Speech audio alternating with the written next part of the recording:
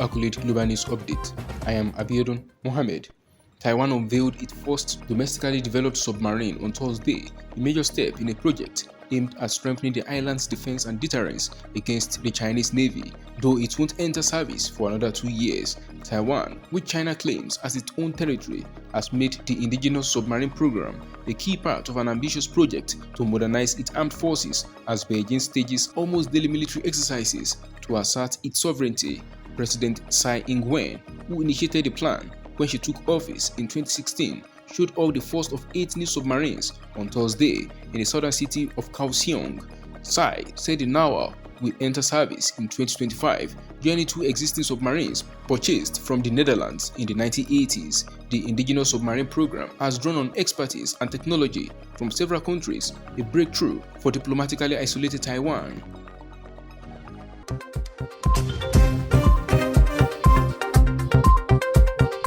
U.S. Army Private Travis King landed at a U.S. military base in Texas early on Thursday after being expelled from North Korea following a surprise dash across the heavily militarized border 2 months ago, CNN reported. King arrived on a U.S. military flight, landing at Kelly Field at Joint Base San Antonio Fort Sam Houston. CNN cited a U.S. Defense Department official as saying television footage showed a group of people leaving a plane at the base. U.S. officials did not immediately respond to a request for comment. King is expected to undergo a medical review at Brooke Army Medical Center, a hospital at Joint Base San Antonio Fort Sam Houston. Basketball star Brittany Griner was treated there in December after a prisoner swap with Russia ended at 10 months in Russian detention. The US government has said that upon his return, King will first undergo evaluation, then a reintegration process so he can be reunited with his family. King, aged 23, ran into North Korea from the south on July 18th while on a civilian tour of the heavily fortified border and was immediately taken into North Korean custody.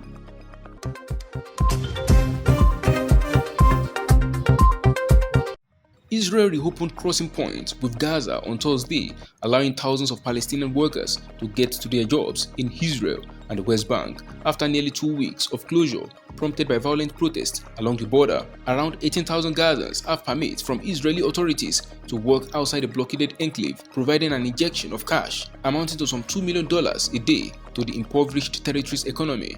The move comes amid stepped-up international efforts by Egypt and the United Nations to defuse tensions and prevent a new round of armed conflict in the enclave. For around 2 weeks, protesters throwing stones and explosive devices have faced off against Israeli troops who have responded with live fire, killing at least 1 man and wounding dozens more. Protests on Wednesday were less intense, and so was the Israeli response. A Palestinian official familiar with mediation efforts told Reuters the development came upon the request of mediators to de-escalate tensions. Desperate to go back to their jobs, workers began to flock to the Palestinian side of the crossing soon after the Israelis made the announcement late on Wednesday.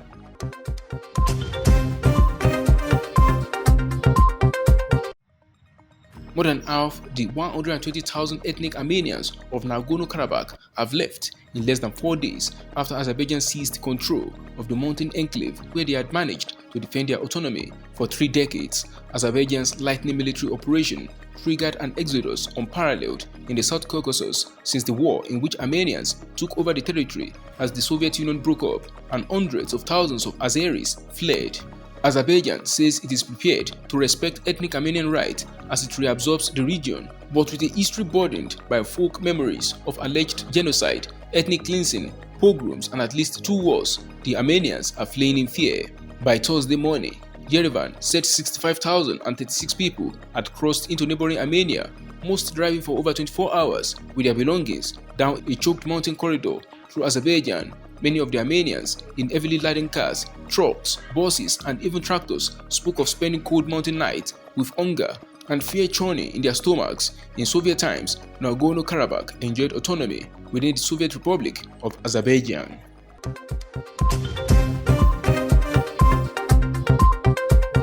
Donald Trump's Republican rivals clashed at a chaotic presidential debate on Wednesday, leveling attacks at the absent former president, Democratic President Joe Biden, and one another over issues from China to immigration to the economy.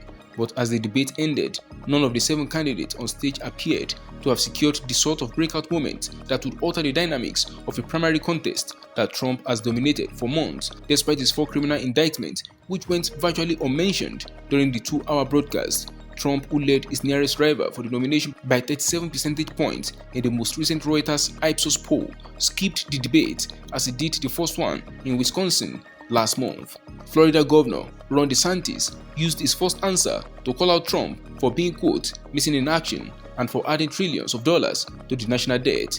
DeSantis, whose poll numbers have declined after he was widely seen as the leading Trump alternative, has been more willing to attack the frontrunner recently after months of avoiding direct confrontation. That is the size of top accurate global news update. You can follow us on our social media platforms as displayed on your screen. Happy Thursday!